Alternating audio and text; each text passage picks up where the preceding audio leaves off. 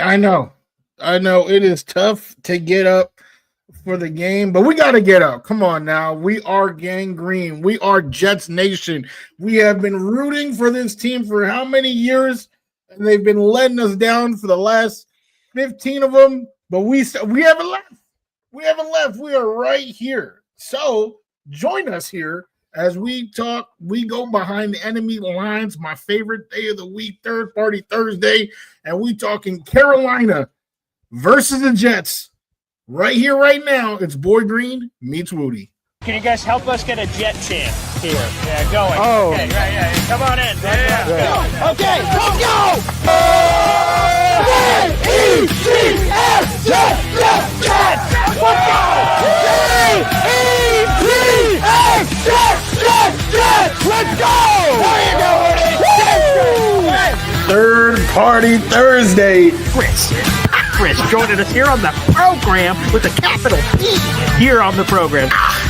Jake Asman, come on down. How you doing, good sir? Wow, what an intro. I mean, Boy Green is known for having the intro, but Wudi, that was unreal, man. Thanks for the kind words, son. We are men of many names. My favorite Austrian Jets fan right there, baby. Boy Green Meets Wudi.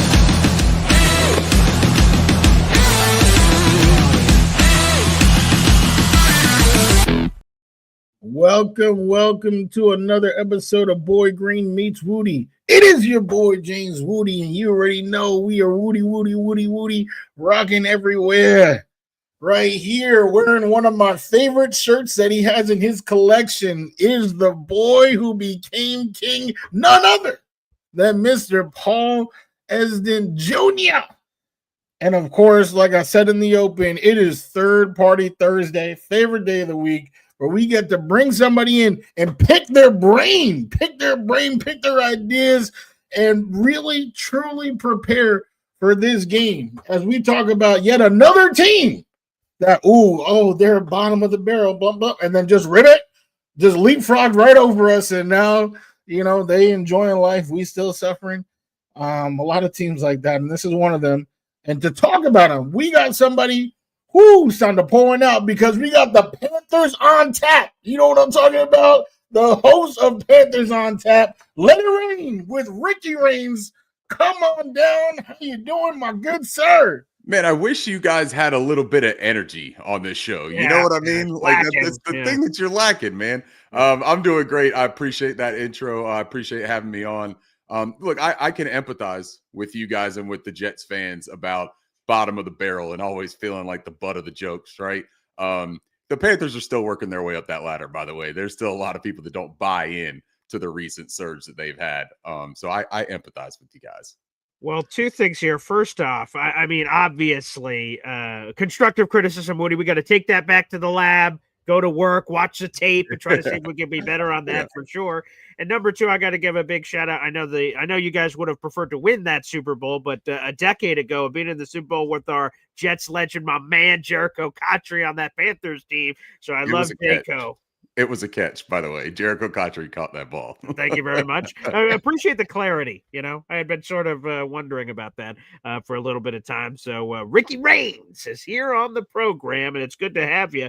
So let's get into it. Your Panthers are 3-3. Mm-hmm. They're 3-0 at home, 0-3 on the road. Weird. Yep. So is it just this Jekyll and Hyde thing that happens as soon as they hit a bus or a plane, all of a sudden all hellfire rains in? It seems that way when you just look at it from the basic 0-3, 3-0, right? And I think that there is a little bit to it. The friendly confines of Bank of America Stadium, it has been kind to us. The communications and operations are cleaner when you're at home. But also it's been game flow for these Carolina Panthers. They've gotten behind early in some of these games. Even against the Miami game at home, they were down, 17 points and had to make, the franchise's greatest comeback that they've had. To win that football game. But the away games, that Cardinals game, man, they got down early and they had to abandon that script. They had to make halftime adjustments. But what Dave Canales was able to do in that moment, which really did trigger a little bit of a pivot for this team, is he proved that he could make those on-the-fly adjustments and that this team had different elements that they could play within. And they got stomped in New England the following week after that win, right, against the Falcons. but that was a special teams thing. This offense has been a little bit cleaner and a little bit smoother. The run defense has really settled in. This will be a good test to get you guys, because I know y'all are 0-4 at home this season for the Jets. So somebody is going to get off of that goose egg this weekend. That is the math, I believe. That is the math of it. Yeah, I'm not a scientist, but I think that's how that works. I think so. Wudi, can you confirm? If I'm a betting man, I know who I'm not putting money on. It's the team in green. It's the team in green. So let me ask you, because last year, or actually, I'll even start here, because we had a nice little tailgate at MetLife Stadium last week, and we were looking at games, and we were like, oh, the Cowboys, that could be a good matchup. I was like, oh, the Panthers, that could be a W. I don't know. And then I was thinking, like, Bryce Young, like, he actually had a pretty good end of the year last year, yet. And then you got a wide receiver one, but like that didn't really carry into any hype coming into the season. I feel like they were still treating y'all like, the old time Panthers. Meanwhile, we were even getting some hype. There was something, Manti Te'o was screaming to the heavens. The Jets might surprise people. But I didn't see anybody screaming on your behalf. Why do you think that was? And are you surprised that your Panthers are right now 3-3? No, I'm not surprised. I think that a lot of that has to do with, and again, I hate to always circle back to the quarterback, right? But when you have a quarterback like Bryce Young, who's a physical outlier already, right? Being short, being a diminutive stature, I think that that's just a polarizing player. And there are people that were really like dug their feet in saying this guy doesn't have it. He can't do it. He's too small, not a big enough arm. He's never going to do it. So when he had some success at the end of last year, people felt it was a lot of fool's gold, I think. And then coming into this season, look, man, he had a rough opening of this season. Turned the ball over in crucial ways, cost them games essentially with his turnovers that turn into points. And I think it proved a lot of people's points, or at least in their minds it did.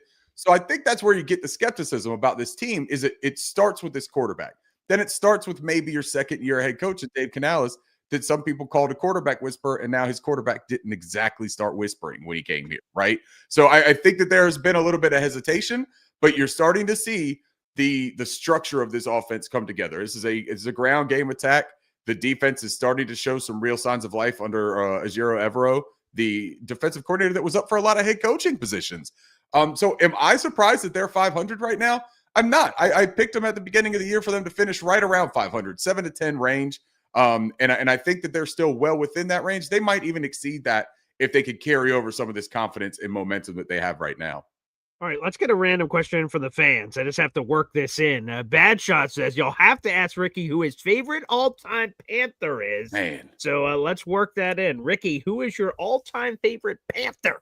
Yeah, look, it's Cam Newton for me. Cam Newton's the most a dynamic quarterback I've ever seen play the position. And I know I'm a homer when I say that. But yeah, the Superman, Sully, everything else. I mean, but I'll give you an obscure one that I was a really big fan of that you guys will know well as well. So maybe your fans will appreciate this. Chris Jenkins, the defensive tackle out of Maryland. I am also a Maryland Terrapin fan, so that's a homer for me on two different ways. But Chris Jenkins, man, was a large individual, and he had some movement to him. He was dominant. I'm a big fan of watching Derek Brown play for us now, and he reminds me a bit of him, the way that he can just simply move other grown men in a way that you don't see a lot of people able to do. Oh, yeah. If we're talking Panthers, like I love the old school Jonathan Stewart, D'Angelo Williams combo. Dash and dash. 100%. That was a lot of fun. Going back when you guys were in the other Super Bowl, Jake Delhomme, Muhsin Muhammad. I mean, absolutely. Steve Smith. Yeah, Steve. I love a couple of Steve Smiths in the comments.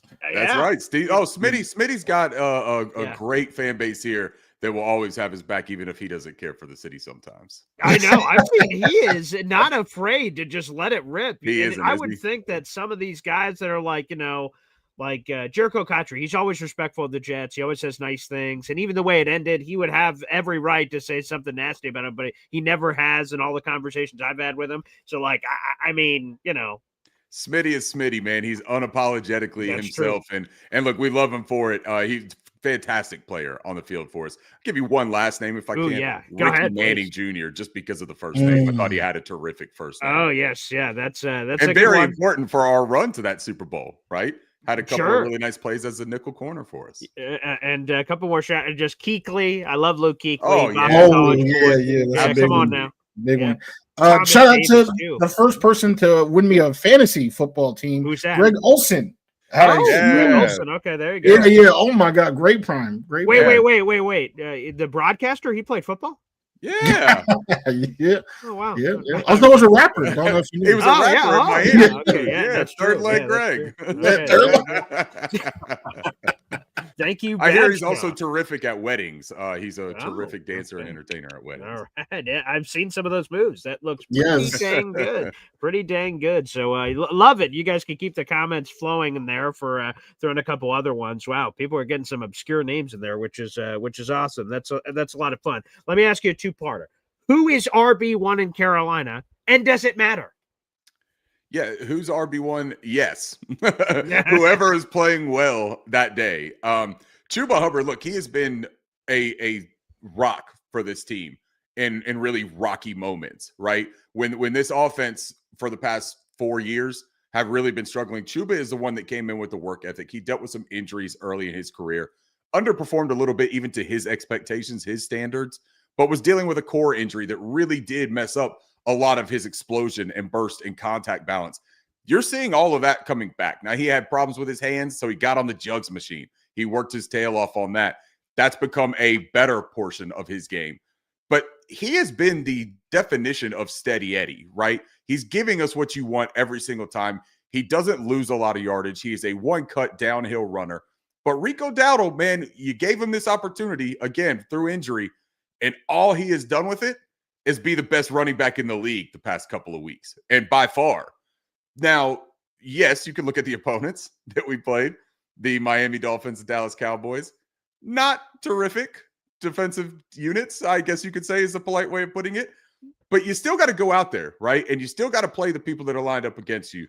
And not everybody else against the Miami Dolphins and the Dallas Cowboys have put up those performances. So Rico Dowdle's got some juice to him. I think that this is a situation of truly riding the hot hand. If Chuba is 100% healthy coming into this, I could see a 50-50 split. I could see a 60-40 split in either one of their favors if one of them is playing better football at that time. Damn it, Julius Peppers. That's another one that just hit me. Oh, yeah. I love Julius Peppers. First ballot Hall of Famer and a terrific basketball player at Chapel Hill as well. Julius. Yes. 100%. All right, sorry about that, but that one just hit me. I had to make sure I got that in. I hope throughout the entire show you just sporadically name old Panther player. That may be possible. Don't tempt me with a good time. Go ahead. Well, what a nice problem to have. What a first world problem to have. Oh, I don't know which running back to play. I don't know anything about that. We don't know anything at all. But one thing we do know about is drafting a first round receiver who ends up being pretty good. I know at this time last year, because of course October 16th is a perfect time for Jets fans to look at the draft. This time last year, I was saying, give me Tet or give me death. That's what I was saying. Eventually, when draft time came, it became clear that it seemed like the Jets weren't going to go in that direction. So I started to accept that. But he landed in Carolina. And I feel like he's been pretty good. He's on my fantasy team. He's doing solid. I've already seen in the comments people talking about he's about to cook sauce. He's a big guy. Too big for sauce to handle. How important has he been to the development of Bryce Young? And also, do you think he's about to do some work on sauce like some of the comments that I'm reading are saying? I think he's been exactly as advertised as a top 10 pick for a wide receiver, right? You look at what he brought to the table as a draft prospect, 6'4", 215 pounds. No, he didn't run a 4.3 40. He's also 6'4", 215 pounds, so he doesn't have to be effective, right? There are different ways to win at the position, especially in the NFL. We see it a lot. A lot of the best receivers in the NFL right now, sans maybe what Jamar Chase, aren't these physical freaks, right? They're not the most uber athletic players. They are technically refined. They have sure hands. They are quarterback friendly. They know how to play back to the ball in second play opportunities. And that's kind of what Tedero McMillan is getting his footing under right now. He still has been the security blanket for Bryce Young. When we traded away Adam Thielen, I think a lot of people just assumed that Jalen Coker, right, would be the slot that would come in and he would fill that short, intermediate, but reliable hand role. But Tedero McMillan has actually gotten, I think, 22 first downs on 27 catches. So he is the guy that is moving the sticks.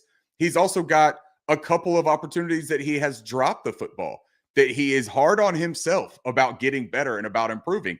In that game last week against the Cowboys, he had a slant go right off of the tips of his fingers that turned into an interception for the Cowboys and led to points for them. And Tedero McMillan scored 2 touchdowns in that game against the Cowboys later to make up and make right for it. And he was asked about why he didn't celebrate in his first 2 NFL celebrations. He said because he was still a little bit down on himself about missing that ball. That's the accountability you want with a wide receiver one. I think that is great for the development of your quarterback as well. Getting these other players healthy right now, though, the Xavier Legette, the Jalen Cokers, Jimmy Horn Jr. starting to get into the fold here in this wide receiver mix. All of that is really great for Bryce Young and for the development of this entire young core of this team. Ryan Khalil. Oh, yeah. He got off the couch, baby. It came over to the Jets. Greatest center we got. And then the guard that was next to him. Can you tell me his name? Oh, my God. Wait. Out of LSU. Oh, my God. Is it Trey Turner? Who is That's it? Damn. What a night. Good stuff, man. Yeah. Oh, yeah. That just gave me a nice adrenaline rush. That's a rush, isn't it? All right. We'll see if I can keep doing that throughout today's show. So you mentioned Jalen Coker. It looks like he's going to return this week. What are fair expectations? This would be his first game back this season. He showed a lot of pop before, so there seems to be a lot of juice to this young man. Yeah. He had a really nice rapport and chemistry with Bryce Young last year as an undrafted free agent out of Holy Cross. The guy's got some good measurables. He's 6'1", 205. Got good hands, a pretty refined route runner, honestly. Like he has a really good route tree, a deep route tree. He could do just about anything, alignment, versatility. You can put him at the move Z. You can put him inside. You could even play him at the X in certain packages, right? I think what he brings to this offense, we've seen Bryce Young go to Hunter Renfrow on a handful of opportunities. Now, Hunter Renfrow, we know him to be a solid receiver. He's had one terrific year in the NFL. But his main thing, he's a shifty slot receiver, right? He's a good route runner. He's a technician. But he's a different physical size than Jalen Coker. Jalen Coker is going to present some of these near misses that Bryce Young has missed on with Hunter Renfrow. That's a different target. I think that what you see is what Dave Canales is envisioning with this room, where all of these guys have the alignment versatility to move around. It keeps this offense very multiple. You don't have to do a whole ton of personnel swap outs. You're able to keep the same groups on the field so that you can run different looks with the same formations. Maybe get into a little bit better pacing on the offense. Maybe run a little bit of hurry up. I don't know that Jalen Coker will get bombarded with targets in this first game back, but I also feel like he is 100% healthy coming in because he was ready to go last week, and the coaching staff decided to hold him out one more week. And I think that that's a testament to the staff saying, hey, when you get back on the field, we want you back on the field. We don't want to have to ease you in. So I don't think that he's going to be limited necessarily from a physical standpoint. Might just be getting his sea legs underneath him. Devin Funchess, baby. Let's get some Devin Funchess. Oh, man. Funch. Yeah, the moved to tight end and then ended up playing basketball overseas. All right. What a journey. You got to write a book that about sounds like Kelvin Benjamin, really. Kelvin Benjamin. Kelvin Benjamin. It's another good pull. I like that. Okay. Nice job, Woodster. Nice. All right. Hey, appreciate it. Okay. Go ahead. Yeah, no, I'm looking. So for the Jets, right? I'm trying to look for something that we can potentially exploit. I know the defense. We talked about the Panther defense a little bit. And it's been pretty solid. I'm out here looking at the depth chart. I thought I was looking at the 80s pop hits. I'm seeing Mike Jackson. I'm seeing Bobby Brown. It's your prerogative, man. For real, it's a real thriller going down this list. So I guess in your words, is there a unit that you would say, there is one that I don't see matching up well? Or to you, is it barbecue chicken? Is it a barbecue chicken alert at MetLife when we talk about this Panthers defense matching up against Justin Fields in the offense? I think, we just lost Pat Jones, the second yesterday for the season. He's going to have back surgery. He's done for the year. Pat has been a really impactful player for the Carolina Panthers this season as an outside linebacker and as an edge setter, and probably our best individual winner as a pass rusher so far. And our pass rush is not terrific, man. And I'm being very kind saying that because I'm a Panthers fan. Our pass rush is bad. We are last in the league in pressure rate. I believe we're close to last, if not last, in sacks. This pass rush has not gotten home. We also have two rookies in Nick Scorton and Princely Umamielen that are developing, and they have both shown a ton of promise, but they were better suited, I believe, in a complementary type of role right now. Nick Scorton just turned 21 years old. He was 20 coming in. And at Texas A&M, they used him in a myriad of ways. He was playing 4-eye. He was outside. He was stand-up, wide 9. They were doing all kinds of different stuff with him. I think he was just starting to get into this complementary rotational role here in Carolina. Now I think he's going to be the full-time starter opposite of DJ Wonnum, which he has done previously when Wonnum and Pat were out.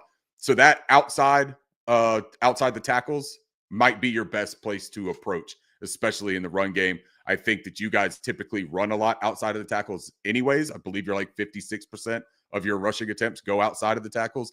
That's probably what I would expect to see a lot more of on Sunday. But you mentioned the defensive tackles, right? Bobby Brown, we got Derek Brown, you got A'Shawn Robinson playing terrific. That interior defensive line used to be soft. You might even could say they were soft like a tenderoni, right? But they're not anymore. Bobby Brown has shored up that interior. Derek Brown being back is absolutely wreaking havoc on every interior offensive lineman he gets his paws on. And A'Shawn Robinson is getting some pressure and change in the line of scrimmage. I think that that's going to be a really fun matchup, the interior of our defense and then your interior of your offensive line. And on the inverse side of that as well, though, I have my biggest concerns about Quinnen Williams going up against the Brady Christensen-Cade Mays duo over there. Damian Lewis is stout. He's outstanding over there at left guard. But Brady Christensen, this will be his third start. And he's been terrific in the first two. But this will be his third start at right guard. And I think that Quinnen Williams is by far the biggest challenge that he's going to face. So I think that's a matchup to keep an eye on the other side. John Beeson, baby, linebacker. What Miami about legend. favorites? I love some John Beeson. How about Dan Morgan, another Miami legend linebacker who's Yeah. also our general manager right now? Oh, yeah. Hey, look at it. It's all full circle. Hey, Robbie Chosen or Chosen Anderson or Robbie Anderson. Who knows? But he put up 1,000 yards with Teddy Bridgewater here. He sure did immediately after leaving us. So thanks for That's bringing right. that one up. Really You're appreciate that, Ricky. Again, we have Ricky Raines here on the program. Make sure you guys like the video, hit subscribe. We're streaming live in 5 different locations right now, including on both of our YouTubes, my YouTube channel at BoyGreenG5 and Wudi's YouTube channel, Take Flight Talk, baby. We got over 300 people in the room. Appreciate you guys tuning in. What about the Dave Canales turnaround? Again, Wudi sort of indicated it earlier about the strong finish to the season and how things are clearly going now at this point. The Tampa Bay Buccaneers Valley has had a lot of fruits. Liam Cohen, head coach, Dave Canales, head coach. A lot of people have been plucking fruit from that bush. It seems like it's going pretty well here for Dave Canales' turnaround. What's the secret sauce? He's an optimism bully, is how he describes himself. And, I think that it just works really well with this locker room specifically. We don't have proven winners that have a history of winning a lot of games in the NFL in this locker room. There's a relatively young team. If you got rid of our long snapper, J.J. Jansen, who's like, I believe, 46 years old, 44. If you got him off the roster, you're looking at, I think, the third youngest roster in the NFL with this Panthers team. So you're acclimating these guys into the profession, right? Into this game and into this next phase. So I think that his approach of, look, we pay attention to the details, we tell the truth to each other, we can be vulnerable about if we're not good at something, but we're just going to work hard to get better at that, right? There's not a whole lot of like, hey, we're going to cut him because he sucks type of attitude to this team. This is a developmental minded staff. It has shown in the way that they go about their business. It has shown in the way they use their rotations. But for Dave Canales specifically, I think that he's starting to find his footing as a coach. He's a Pete Carroll disciple, and he talks about Pete being his mentor, and you can just see it. I mean, he literally is almost like this reincarnate of Pete when you watch him on the practice field with his guys. He's running around. He's got a ton of energy. I wouldn't be surprised if he's, hitting the sled with some of these guys, right? Like, that's the way that he just approaches this stuff. He's in terrific shape. He's charismatic. He's a good-looking guy. Like, he's just a people's person, and I think that really works for this group. But he's starting to find his pocket as a play caller and as a situational coach. I don't think he's overwhelmed anymore. I'm of the opinion that I think he was a tiny bit overwhelmed with the workload and with the full picture, the CEO vision of being a head coach as opposed to an offensive coordinator and a play caller. Josh Norman. People forget about Josh Norman in Carolina. Coastal Carolina, baby. That's our guy right there. Come on, give some love. And what about, hey, by the way, folks, I know this is going to be crazy. That Christian McCaffrey guy, he didn't start in San Francisco, man. Yeah. Come on. He was a top 10 pick here in Carolina, and he was fantastic for us, too. Absolutely fantastic. Won me another couple of fantasy leagues. As a matter of fact, Carolina, I'm not going to lie. I won one with Cam. I had Cam and Greg Olsen. I want to say it was the year that you guys went to the Super Bowl, like 10 years ago. 2015. Yep. And then, McCaffrey. Oh boy. Yeah. A good combo platter there, which, by the way, actually, McCaffrey is a good kind of segue into my next thing here of the revenge game. That's been a thing for every Jets game this season, where it's been someone on the opponent going, you know what? I hate the Jets and I'm going to unload on them. and it's been strange. We're like, oh, Jesus, good Lord. We didn't know this many people hated the Jets, but I'm starting to hate them too. Yeah, well, it's become a little easier at 0-6. But for the Jets side, they have Steve Wilkes, who, for people that don't know, I wrote a piece about it today. He grew up in North Carolina. He went to high school there. He went to college at Appalachian State, and then he played for the Charlotte Rage. Give a shout out to the Arena football team back in 1993, 1994. And then he has been coaching football for 30 years. And he had 2 stints with the Panthers. He was there for 6 seasons in the 2010s, and then he came back in 2022 where he got to be the interim head coach for 12 games. And he went 6-6. And I remember Steve Wilkes there, and a lot of people were like, man, maybe this guy should get the job. He doesn't get it. Frank Reich gets it. That guy gets fired in November of his first season. And so what about Steve Wilkes' revenge? What do you guys remember from the Steve Wilkes, era of North Carolina? That was his hometown team. Steve Wilkes is very fondly remembered here in Charlotte. West Charlotte High School legend. But what he did here, taking over as interim from Matt Rule, right? He took a team that hadn't won more than 5 games in a season under Rule, right? Since Tepper had been the owner of this franchise, and he took them to 6 wins. He did that on his own, and he did it by playing Carolina Panthers football, is how we like to phrase it, right? Ground game, you didn't throw the ball 40, 50 times. You played tough defense. He had Deonta Foreman and Chuba Hubbard. And everyone was like, we should extend Deonta Foreman because of the way that he was able to get him going. I remember we took the Lions. This is when the Lions started coming into their own. Take the Lions all the way down to the wire in a game where they were projected to beat us by double-digit points. I think they were 11.5-point favorites or something. And we take them down to the last minute. And I remember Dan Campbell telling Steve Wilkes, man, hell of a job. That's a hell of a coach. You got your football team's attention, and that's how you do it. The team bought into him. They loved him.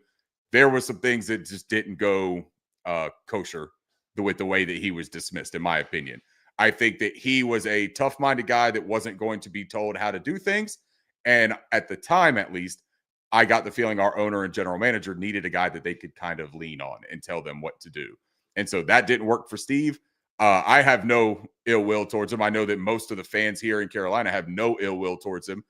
But, hey, make no mistake about it. If he comes with a vengeance, right, to try to prove a point or anything like that, we're going to match that energy. We don't want him to have his vengeance moment on our dime either. So it'll be a very respectful battle, but I do anticipate there being a battle here. And we're not going to be surprised by the exotics, right? We're used to what Steve likes to do with dialing up the pressure. We know that you guys play a lot of man. Bryce Young has had a lot of success against man this season. He's got, I believe, 8 touchdowns, 0 interceptions against man. So we're ready for this. You throw out what you want to throw out to us. I think that the Panthers are a well-prepared team, but it's an interesting matchup with the defense. And specifically, you talked about Sauce Gardner early. I think that Sauce is a good player, but he reminds me a little bit of a J.C. Horn light because of how physical he is.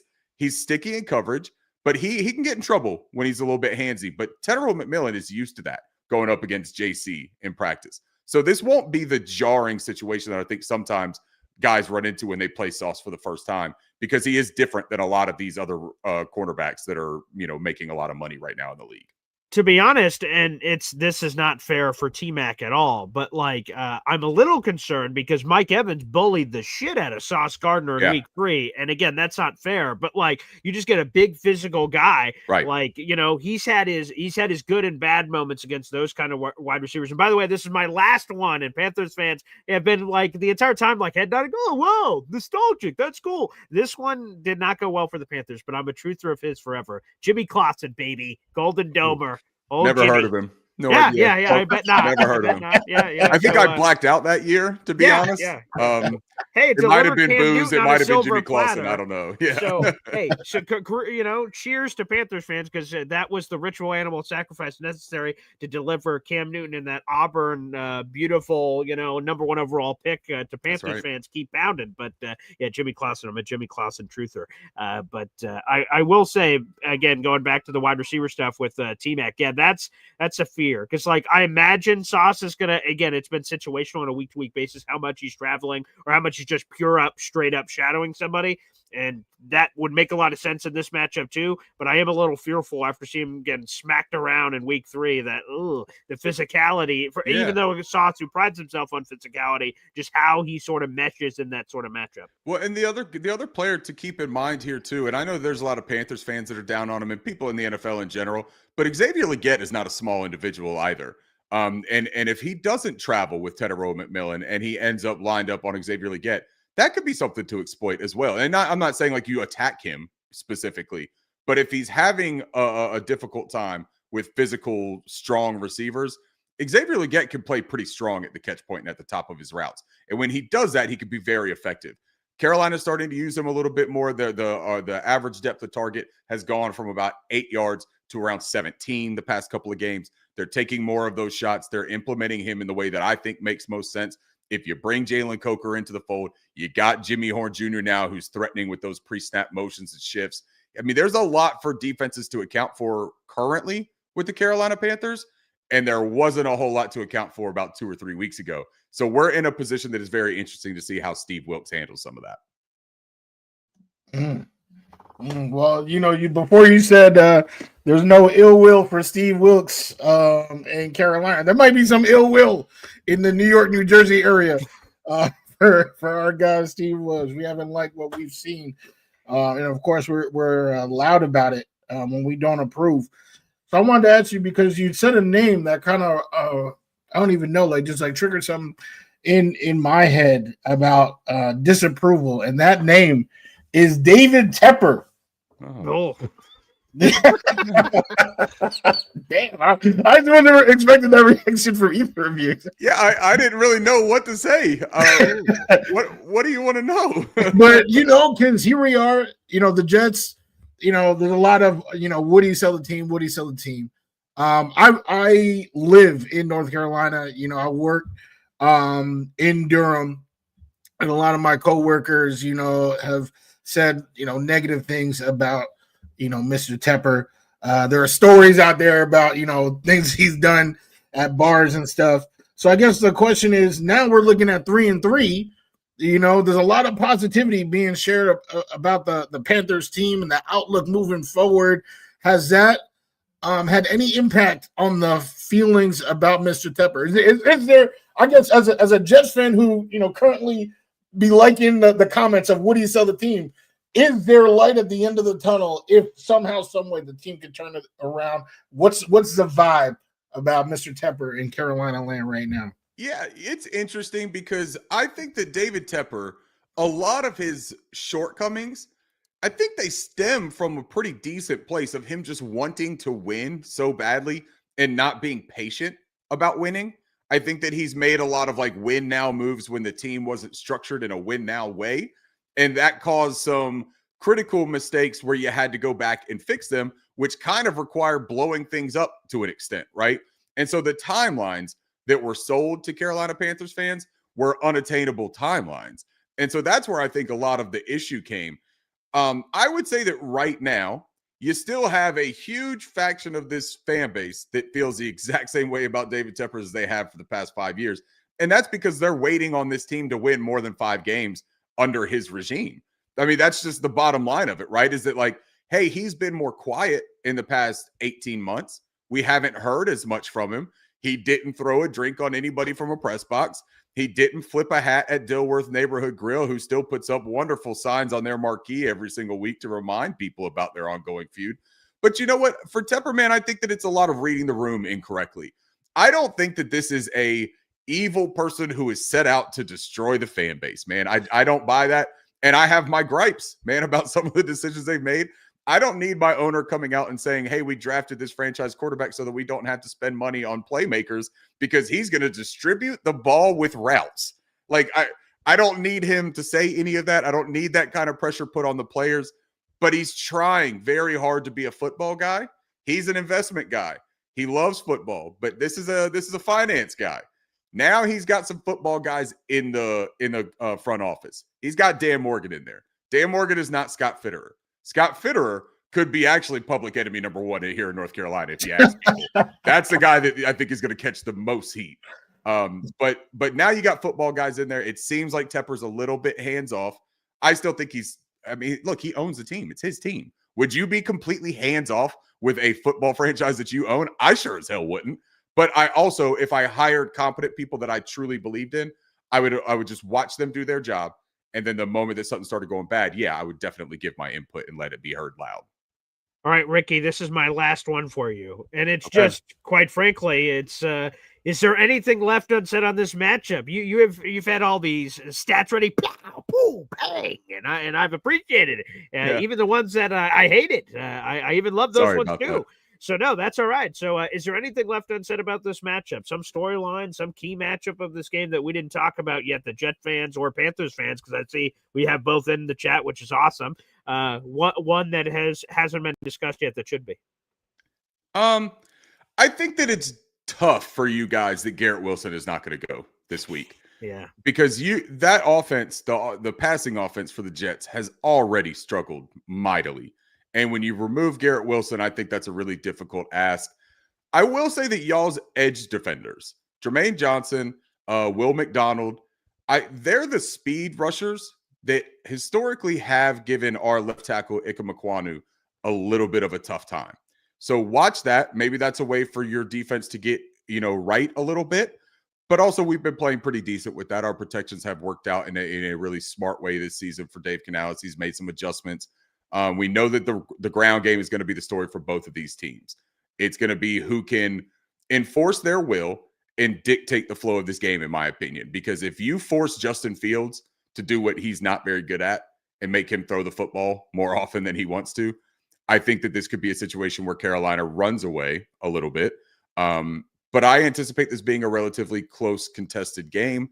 I think both defenses are going to come out and play physical brand of football. But yeah, I think that we've touched on most things that are going to matter in this one. I think that it's if the Jets can stay within 7 points throughout this game, then they can stay on their offensive schedule. But if this turns into a 2-possession game, I think that you might see Carolina create some turnovers off of Justin Fields. That was very politely said. I'm trying to keep hope alive for you guys and also not trying to be overzealous for me. You know what I mean? Sure. Like, yeah, I'm still a fan. It's a fine balance. I don't want to get off of this show here with you fine gentlemen and then be like, did I just jinx my team? Like, holy shit, what did I just do? If you would like to do that, I'll I won't. prediction. I will you want to give a 45-0 prediction or something? Well, I'll tell you the prediction. Come on. I'll give you the prediction that I gave last night on our show. All and right. I've got it 24-10, Carolina. I think you guys are going to struggle to score. I think that maybe a score happens early or maybe it even happens late with a backup in. But you could also score. I think you guys could also score a defensive score. If you can bait Bryce Young into making a poor decision, I think that could make sense for me. But I just don't think that Canales is going to abandon the run. And I think that this team is going to be a lot to handle on Sunday. Damn. Well, that is extremely fair. I am not high at all on my team. So I don't have a prediction, but I definitely can't argue with yours. And I always put in my FanDuel parlay. I made a little bit of money getting Broncos money line last week. So I guess I gotta throw in that Panthers money line I'll give you one optimism nugget for the Oh Jets yeah, fans. baby. How about that? I'm I hungry. like nuggets. Okay, I got one What because do I we was got? thinking about it while you were talking about the FanDuel. I'm thinking of like player props. Mason Taylor could have a good game here. The Carolina Panthers have had their fair share of struggles against the tight end position so far. Mason Taylor could be a significant beneficiary of Garrett Wilson being gone and the weak part of this Carolina defense. Well, Jesus, somebody's got to catch the ball. Someone So has to Mason- catch one, man. I feel like I'm on The Price is Right. Come on down. Like, who the hell? All right, Mason. Yeah. So I said it on Tuesday. I was saying Mason Taylor, my guy. You know, we were talking about it. He was bringing up every wide receiver, which is not a lot. There's only like 3 of them that are healthy, and I was like, no, man, I think Mason Taylor. So I'm glad that Ricky, you rained down the wisdom on us because I'm not gonna lie, I might hit him for like 8 catches There you on go. FanDuel. See what happens. Well, Ricky, I want to thank you so much for joining us here on the show. Fun Jets Panthers preview. Good luck to you guys on Sunday. I don't mean that at all, but I just feel like that's the 100%. respectful thing to say. Yes. And yeah, man, it's awesome to do this interview for the first time. Hopefully, it won't be the last time. Yes, sir. Thank you, man. I appreciate y'all having me on, and I would say the same thing. Good luck to you, and I don't mean it at all. All right, beautiful. So we'll see you in the Super Bowl, baby. Boo-boo. Let's go. Thanks, everybody, for tuning in, and we'll see you next time. Take